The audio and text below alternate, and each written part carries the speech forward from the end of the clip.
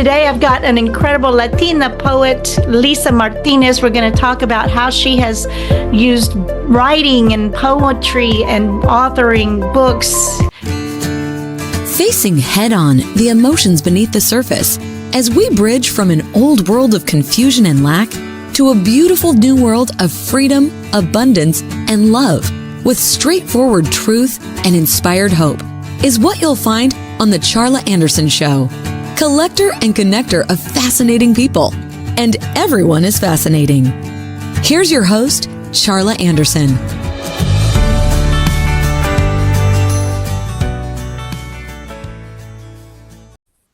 Well, good, beautiful day, you beautiful, beautiful souls. This is Charla Anderson, host of The Charla Anderson Show, collector and connector of fascinating people, and everyone is fascinating, especially you. Today, I've got an incredible Latina poet, Lisa Martinez. We're going to talk about how she has used writing and poetry and authoring books to share her overcoming journey, the addiction journey that she has written about. And I cannot wait to introduce you to her and give you some tips on growing your own writing style and getting your story out there. But first, we're going to do my little breathing exercise that I do every week. We're going to breathe in calm for 7 seconds. We're going to hold for 4 seconds and breathe out gratitude for 11 seconds. So here we go. Let's breathe in some calm today. Here we go. Hold. Relax, release. Thank you, thank you, thank you, thank you, thank you. Centers me, hope it centers you, and let's just be still and know. Just take a few moments off of those devices every so often. So, Lisa Martinez, a local Texas girl that we met at the local library here, and we're going to talk about libraries some. I'm very excited to have met Lisa during the Authors Day. So tell me about who you are in this world and what brought you into this gift of sharing your story and of overcoming through poetry. Thank you so much for having me, Charla. It's an honor to be here. Thank you, thank you. And really, it's just by the grace of God that I am here, that I continue overcoming every day. I got into poetry initially, I got into reading initially, just having a difficult childhood. Lots of things. I know you've talked to many other people on your show, and we seem to have a common theme of a lot of trauma. That's life, right? And then we all just try to find ways to overcome it. And reading has really helped me. Music has helped me. Getting lost in books and just expanding my worldview. That has helped me tremendously, because I'm not very well traveled physically, but mentally, I've been to many, many fabulous places, and that is because of the beauty of books. So I was inspired by reading from a very early age, and then, of course, in school, we learned about poetry, and something just clicked with me, because poetry was a lot like music. And music really spoke to my soul as well. And so I really, lyrics are like poetry. And I always wanted to write a song, and poetry was then, I don't read or write music, but poetry was very similar to lyrics and music. So that's how I got into that. Well, I love that you found books, because it is an escape. It can be an escape. And there's not one thing in the history of mankind that isn't somewhere in a book. Right. We can learn anything. And now that they're online, all that, of course, but books are, everybody has a story. And when we tell our story, so when we have a book, when we have something that we can physically share, we've got our books, you've got yours behind you. It's really a powerful testament to what's the word I want to, pervasiveness, to really putting something out there, putting yourself out there. And when you especially tell your own story of the trauma and the overcoming, and then how you brought that to life in your book. So tell me something about how that came about and when you started writing. I think, I know your goal.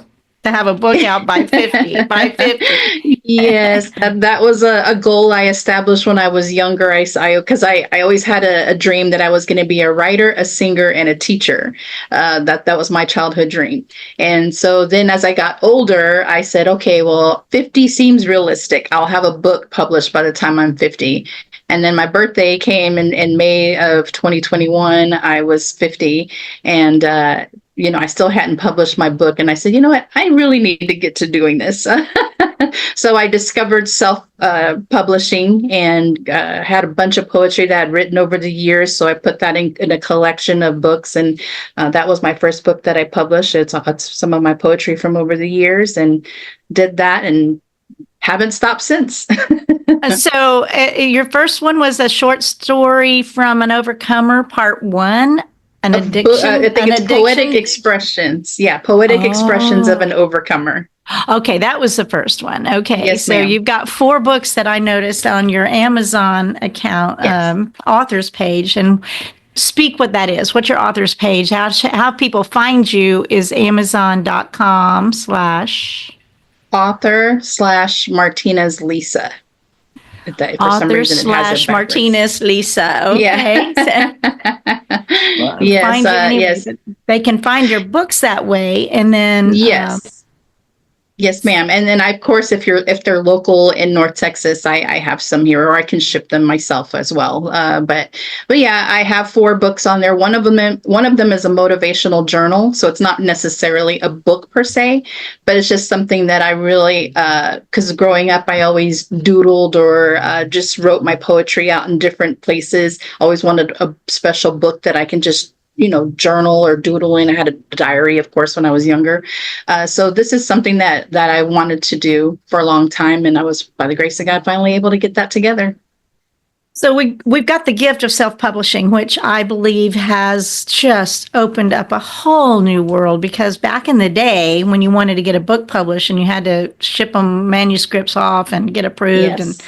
and Yes. get rejected and rejected and rejected and all that. So one of the things that I love that you spoke is just do it imperfectly Yes. perfect. Just, it does not have to be perfect. You want to do it well, you want excellence, but you also getting it out there,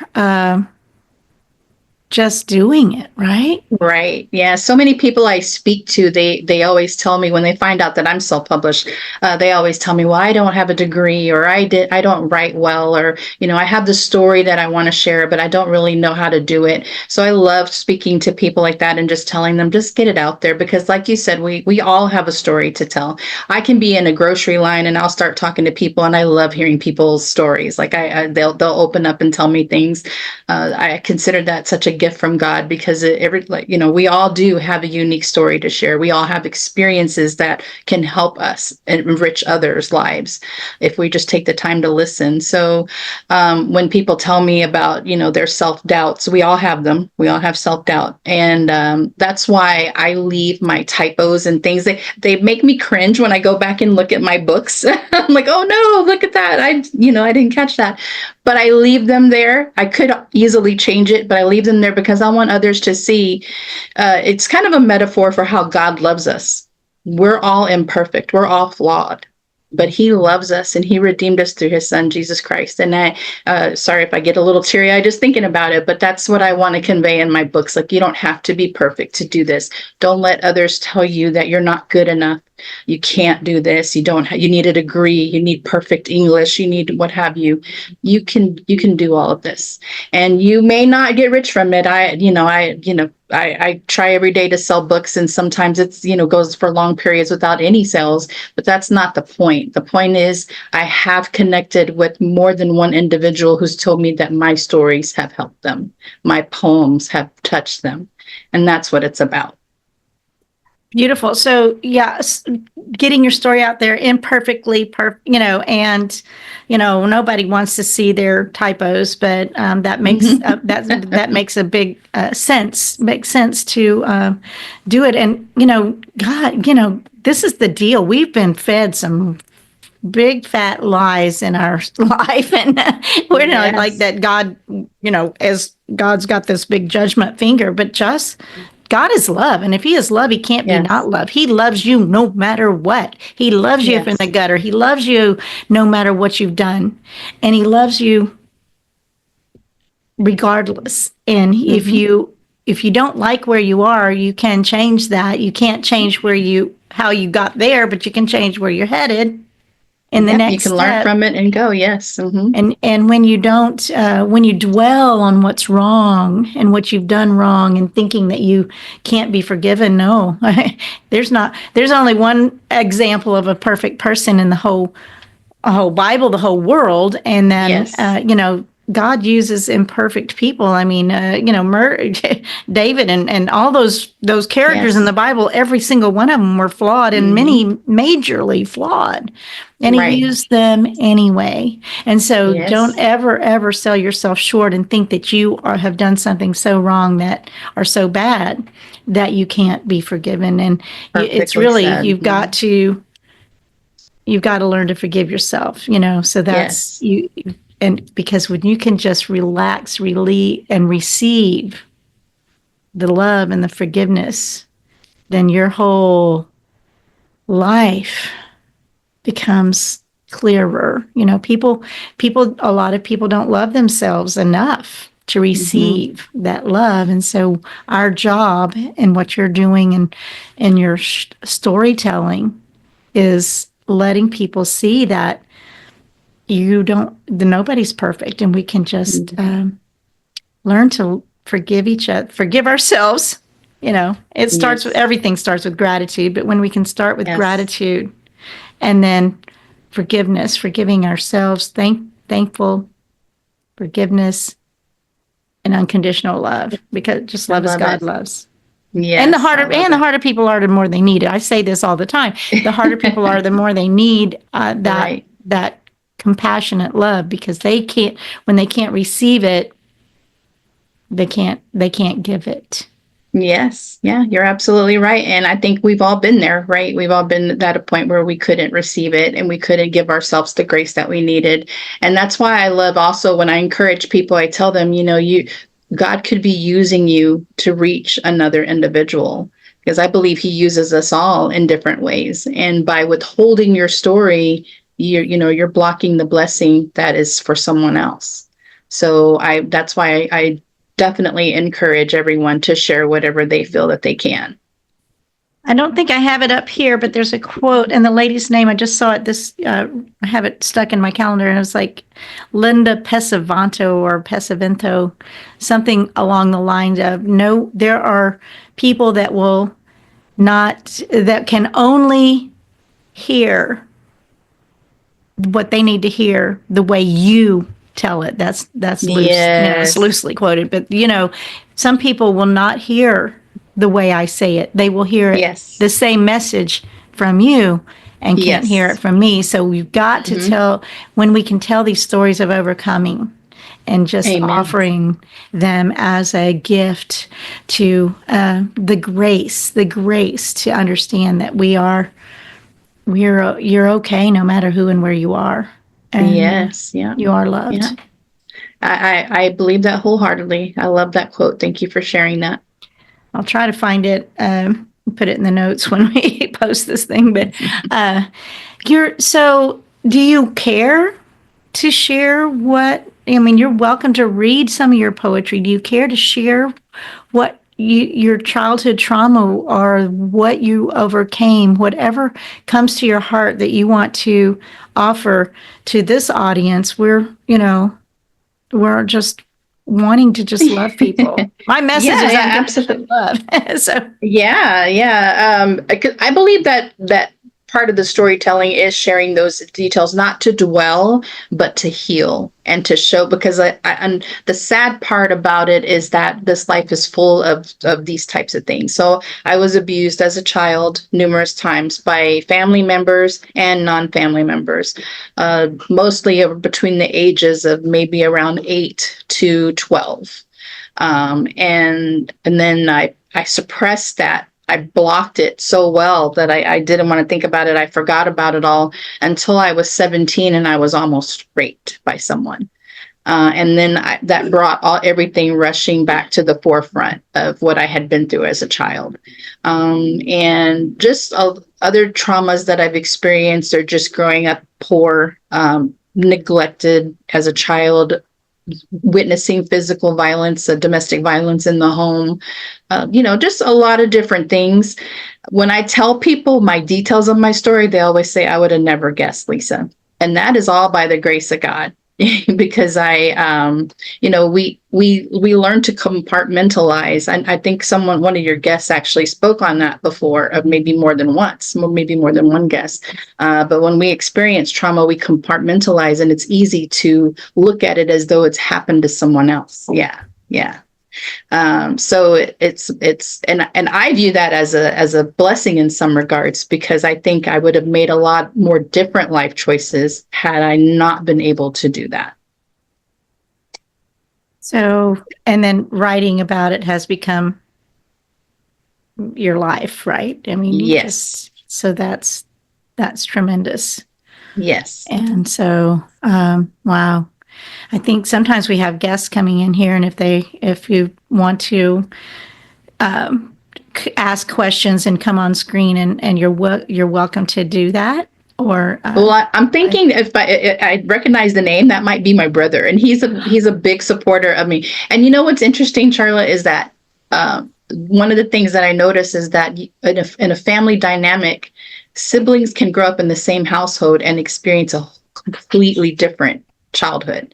And that's not to say that my brother hasn't had his own share of traumatic experiences, but we talk a lot as adults now, and there's some times when he's like, I didn't know that. I didn't understand that. I didn't see that. And it's just, yeah.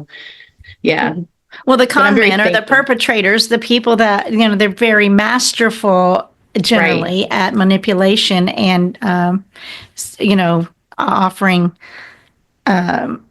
fear. If you tell anybody, whatever, and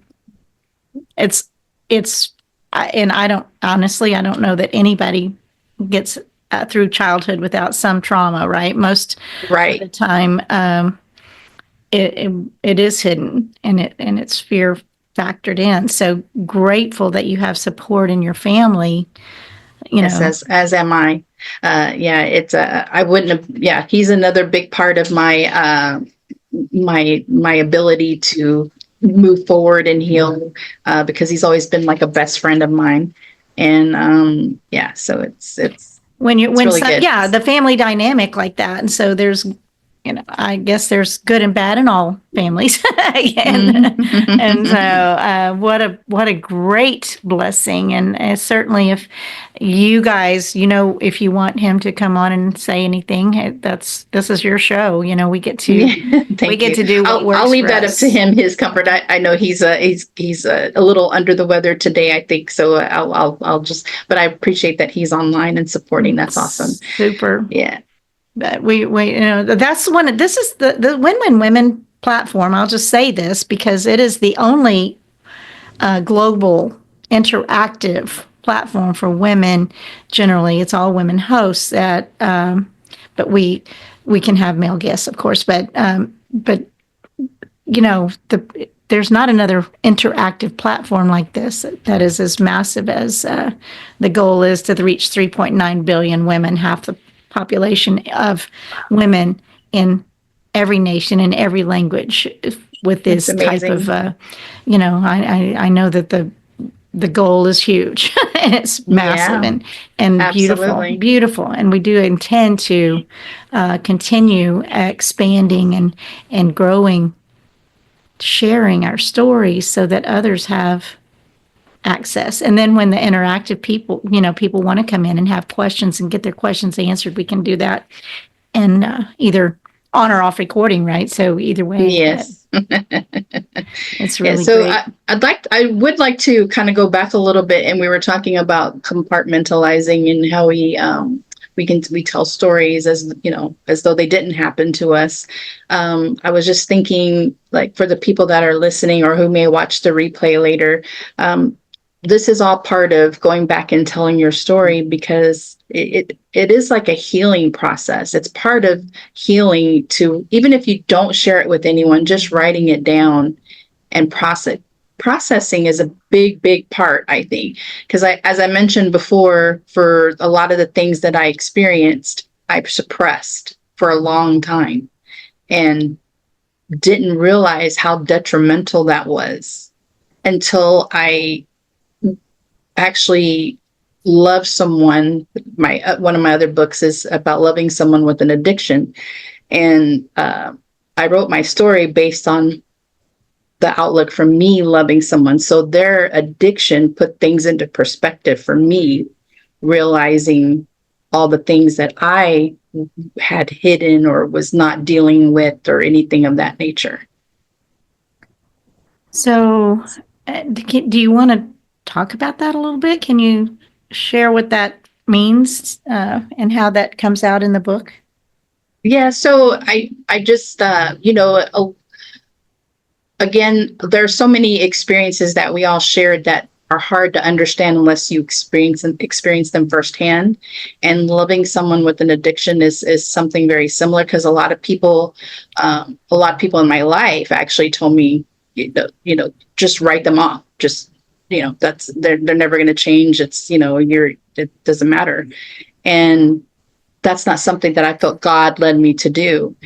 And I understand now, today, I understand that from the perspective of, it was not only to help the person that I loved, but it was also to help myself. Because I was, at the time before, I was drinking a lot to cover, to hide my feelings, my experiences of what I had dealt with as a child. I was eating a lot, using food as a what is the word I'm looking for? Protection. It's a protection or a barrier, right. Yeah. Right. Yeah. As a substitute, I guess, also for the things that I didn't get, the love I didn't feel, or, anything. Just some of the damage, the trauma that I was holding on to, that I wasn't processing and letting go, that ended up coming out in my other relationships. Like, I have a son, and now today I can see how I passed on some of my emotional trauma to my son, who didn't experience things that I experienced, but because I grew up, I was so angry and thinking I wasn't angry and things of that nature. He saw some things in me that, that he picked up on and that he's processing today. So it's just, it's a whole lot to that, you overcome the things you don't think about in the moment. You think, oh, I'm doing okay. I'm working, I'm getting up and doing what I need to do. I'm doing just fine. But in reality, you're not. Truly. Yeah. And it does generational pass on if we Yes. don't deal with it. So that's a big deal. Exactly right. What you're saying reminds me of several years ago. I came up with like what I call a forgiveness release. And actually, it's written in this tiny book with a big message, the Candy Bar Hugs. It's written in there to my kids. It said, I did what I did. I didn't do what I didn't do. I did all that I knew to do with what I knew at the time, just like you did and are doing in your life right now. I love you. And when we can stop and recognize that people are only doing what they do because of who they are, not who we are, right? Yeah. People can't, and I say this also, nobody can hurt your feelings without your permission. Nobody can bully you without your permission. Nobody can make you upset without your permission. Right. But we don't realize that so often. We think it's out there when it's really in here.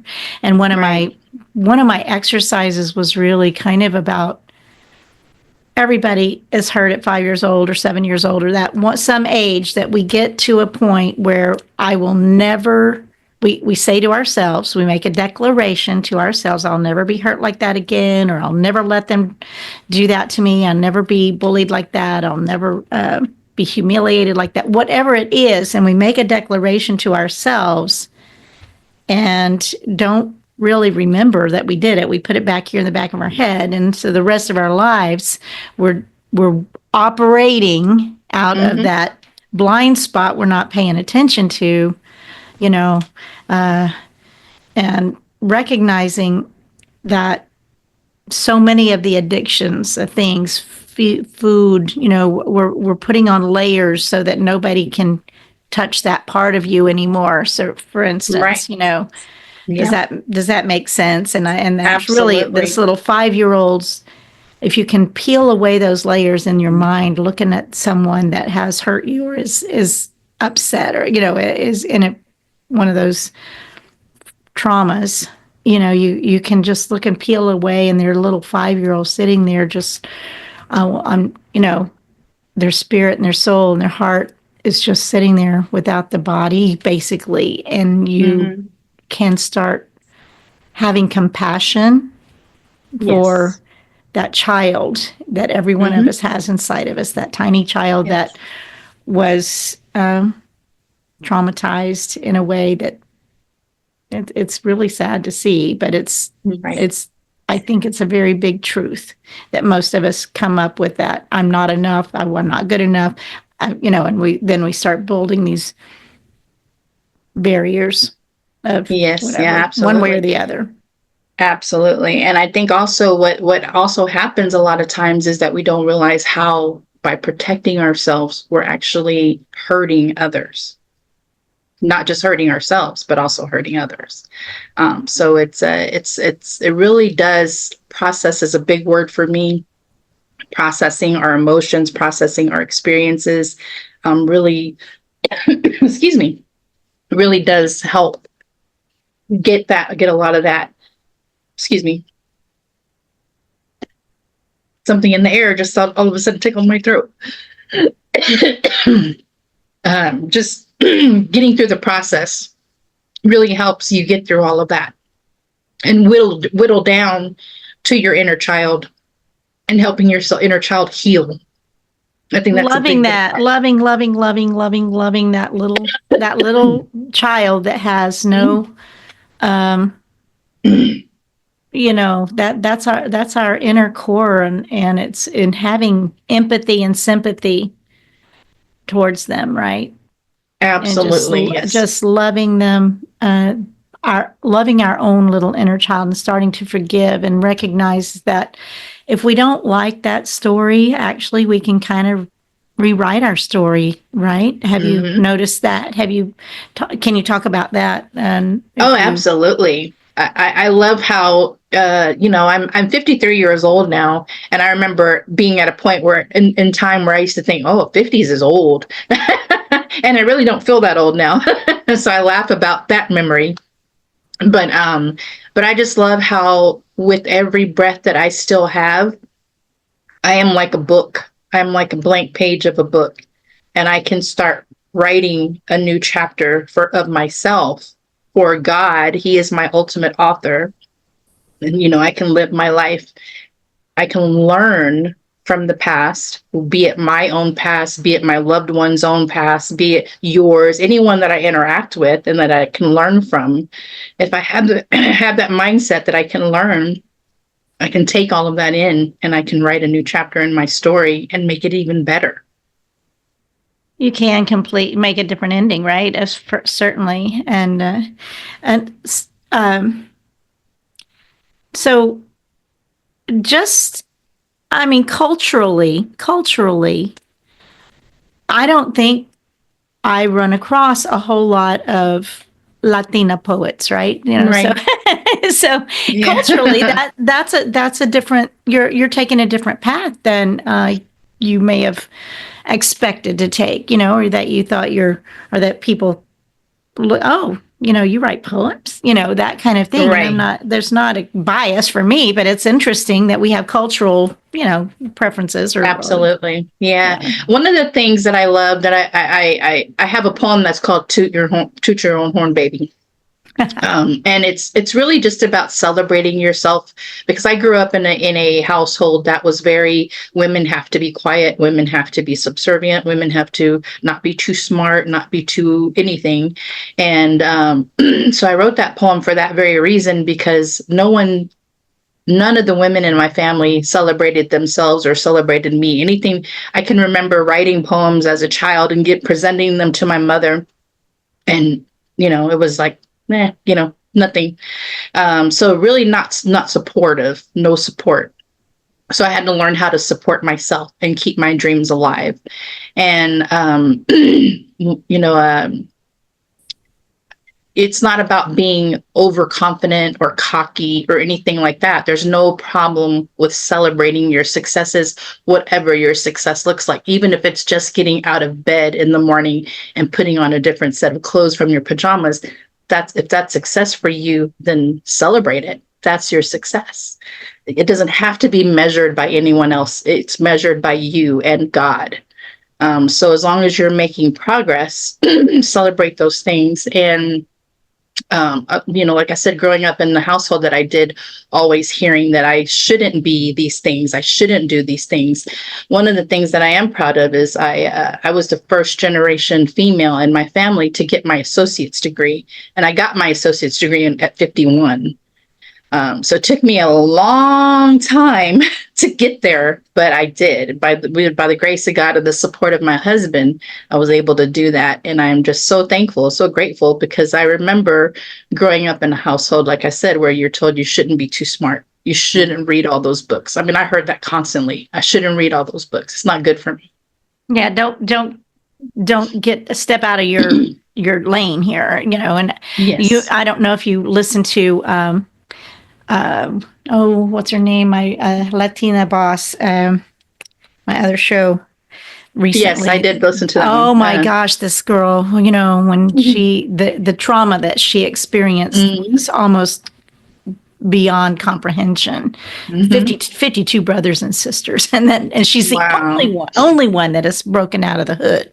Yeah. And now she's owning companies and doing all this stuff. She had to go through a lot of work to get through that, the anger that you hold inside, the bitterness and the anger and the smallness that you've been taught to be small and, and not follow your dreams. And I got it too. I mean, don't get too big for your britches. Don't, be contented with what you have, and don't think. There's a saying, and I just recently said this on, I think it was this last week. Anyway, be contented with your lot. Don't think you're meant for things when you're not. And at first blush, it's like, yeah, I want to be contented, but then don't think you're meant for things when you're not. And so that was like this saying that I couldn't quite grasp the depth of it. And when I finally was like, whoa, that's not a good saying in a way. Yeah. I want to be content in all things. Wherever I am is where I have. I want to, love where I am, so that, because it's the only place I have to start from, to take the next step from, right? So, but don't think you're meant for things when you're not. That's a very demeaning. Yeah, it can be. It can that be. I heard if you're not careful. So, yeah. Especially if you have that background. It's Myrna. Right. Myrna. Yes. Myrna. Myrna. Myrna, my Latina boss. So she's such a doll. But, so thank you for listening to some of the other shows, because it's I feel like this is the ending. This is the last show of 2024. It's amazing to me. And February, congratulations. Yes. February, we're going to have the 100th show and start season 3. That's amazing. Being to blink your eyes. Time is not slowing down for any of us, right? It's like for any of us. Yes. Fast. So I'm grateful to that, we've gotten this far where we can actually, when we met, was it in this summer? In the summer. At the library. So, yes. And let's talk about the libraries, because I know you mentioned that earlier before our show, and it was like, yes. That is one, I believe it was just decades ago, somebody said about 3% of the population takes advantage of the local libraries. Wow. And if that's the case, when everything you can ever need or want, you can find in a library or bookshop or whatever, but they're free and virtually for a free resource to have Yes. the world at your fingertips. Absolutely. Yeah. I would not be the person I am today without our local libraries. I grew up in Houston. So the Houston Public Library was a really big part of my childhood. And then, of course, the school library that we had in our schools.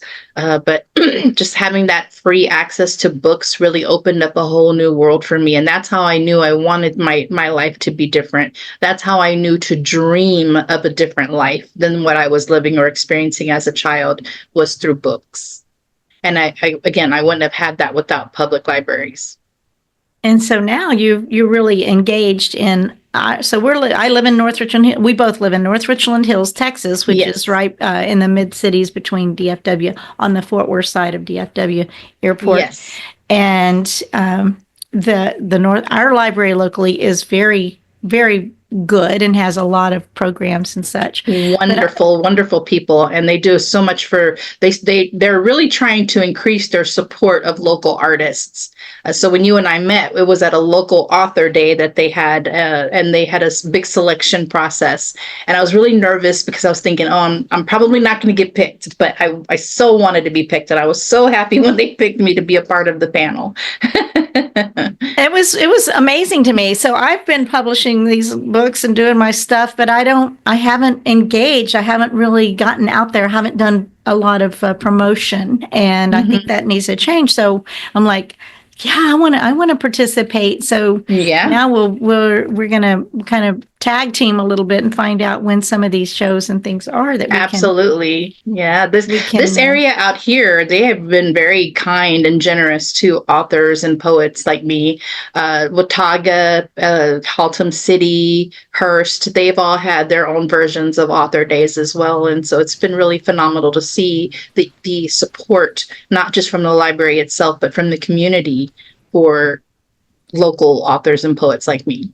It was like a free lunch for us to go to. You had to get a ticket in advance. Otherwise, you wouldn't have, it's very limited. But when I saw it, I was like, I want to go to that. I want to participate in that, put my books out there. And it was such a blessing because pretty much every person that attended bought a book. And that I believe that is the most sales that I've had as an author is from North Richland Hills Author Day. So I'm so very thankful. But it was just wonderful. The support was phenomenal.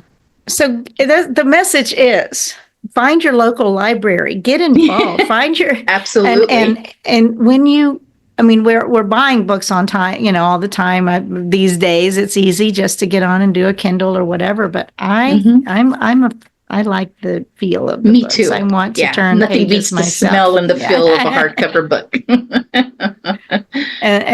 So we've got. I just totally think that this is an encouragement. This is a commercial for you to get out there and go to your local library and find out when you can have them for literally free in your neighborhood, and then because there are a lot of events where they'll ask you to pay a vendor fee. The libraries typically don't ask you to do any of that. They'll put on this whole thing for free for you, and that's just wonderful. Because when you are self-published, your every penny that you're spending on your books it counts. It matters. Totally. So you've got some insight that I don't have. So the when you say you self-publish, did you? I mean, I went through Amazon KDP or so did I. Okay, so there's a lot of people that will help you with all that, but it's also not that hard if you just kind of work through it. And so finding somebody to encourage you to do that, absolutely. Sure Lisa certainly would love to help. I offer that freely. If anybody needs to learn the format. It's free. Amazon KDP does it for free. You just have to format your book specifically in a certain way. I'd be more than happy to help out with that. And I encourage everybody to try to submit at least one story. That's amazing. So, Mhm.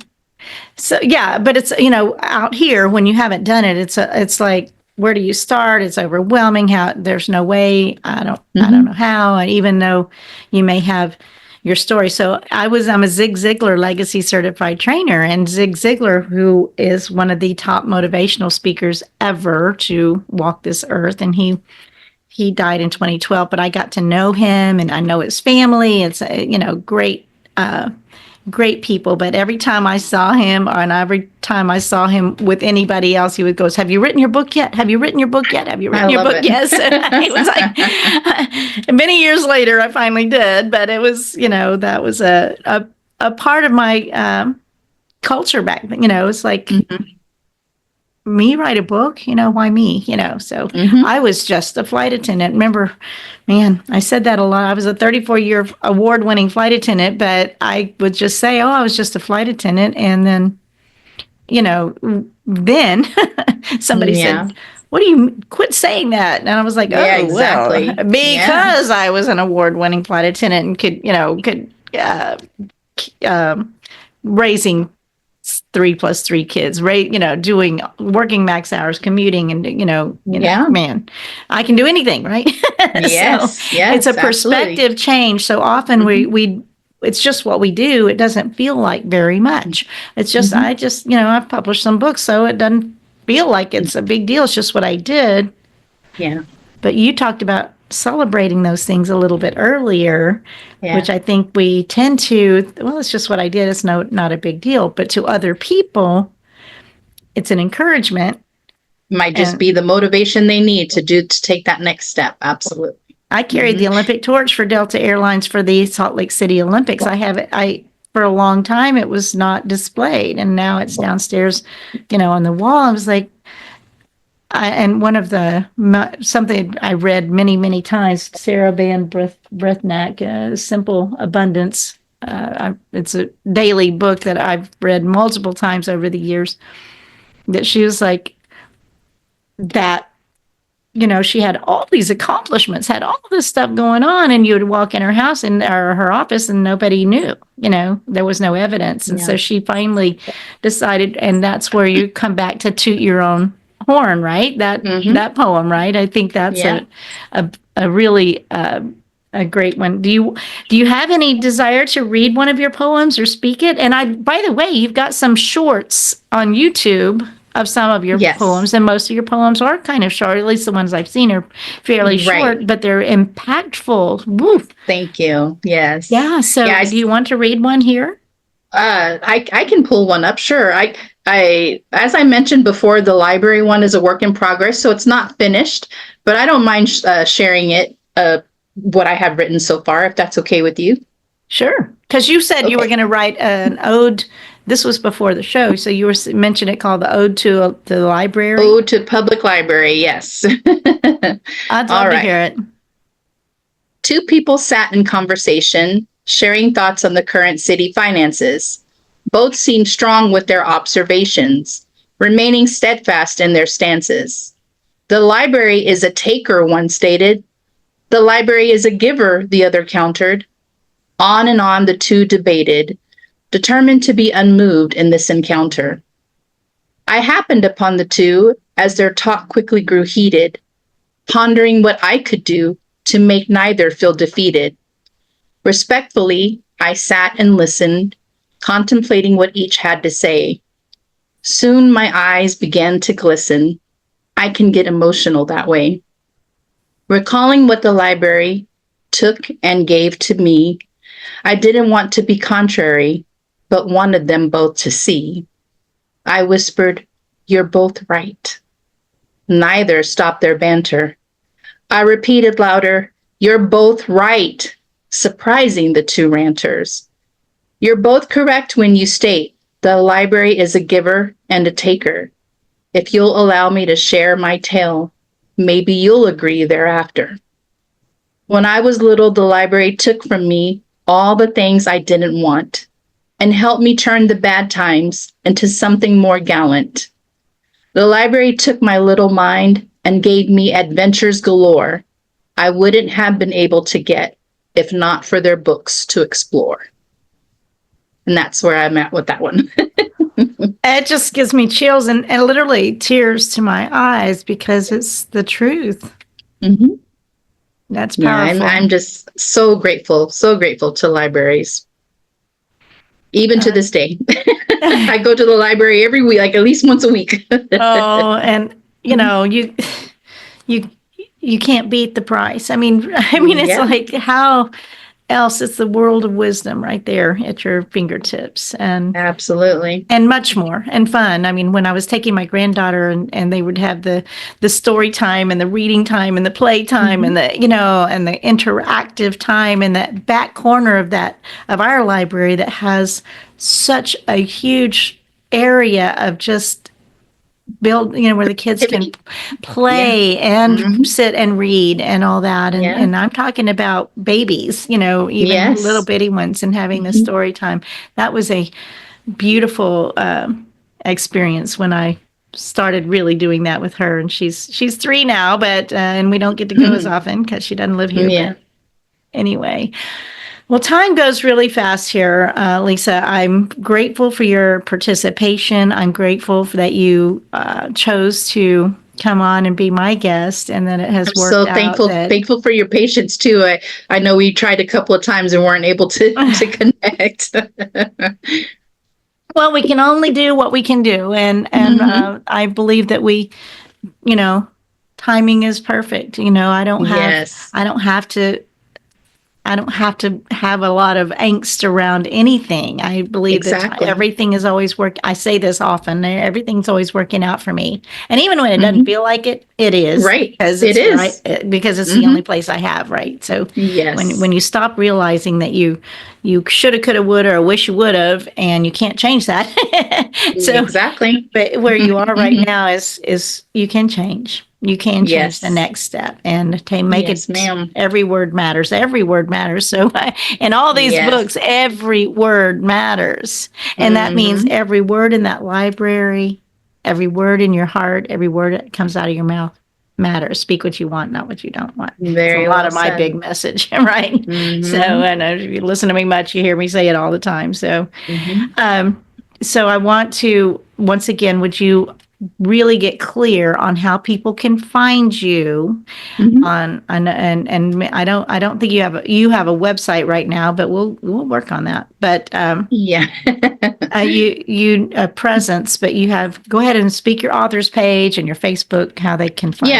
If they look for me on social media, I am on Instagram, I'm Poet Lisa Martinez. On Facebook, I'm Lisa Martinez, poet author. And then on Amazon, it's if you type in Amazon.com, you do /author/Martinez Lisa, and that takes you right to my author page on Amazon, and you'll see all the books that I have available, and you'll see my author bio and all that good stuff. That's very cool. And if you are willing and want to share the words you read out of your, I'll put it in the description of our show when I get it out there. And yes, and I know even though it's not finished, or you may or may not want to do that. That's up to you. But if you want to, no, that's fine. Yeah. I'm very. It feels like that was an experience you literally had. Yes. Yeah, it feels like it really is. Yeah. So and most of our stories, most of the stories come from some literal happening, something definitely really happened. Yeah. Yeah. Well, I'm a big supporter of what? Of the library? Of libraries, yes. Well, I appreciate you being here. You have just a special gift, right? You're out here and you're making a presence and a difference. And I know that your family is your brother and your husband, your family that is with you now is very much supportive of you. They are, and I'm very blessed. I'm very thankful. Even if you just have one person in your corner, it's amazing. And if you don't have a person in your corner, find one of us. We'll get in your corner. I'll be in your corner. Yes. We're always wanting that underdog to come and to feel the freedom of just loving yourself enough, receiving love, Yes. the freedom that brings. And so we're going to just go ahead and find a time to, so this will be out this afternoon, probably for you. I'll probably get it to you on Vimeo or tomorrow. And then in a couple weeks, it'll be on podcasts all over the place. So we're going to just, this end of 2024, man, did it go fast? And was it different than we? It's so fast. Yes. I'm 71, right? So you're 50, you said something, and I was like, man, these years get faster and faster and faster and faster. And thank you for anyone who's taken a listen, and to know that you are perfect exactly who and where you are. There's nothing you can do to be loved more or less by God. We love you. You learn to love yourself and receive that, and it will open up a whole new world. So remember to always, always, always choose joy.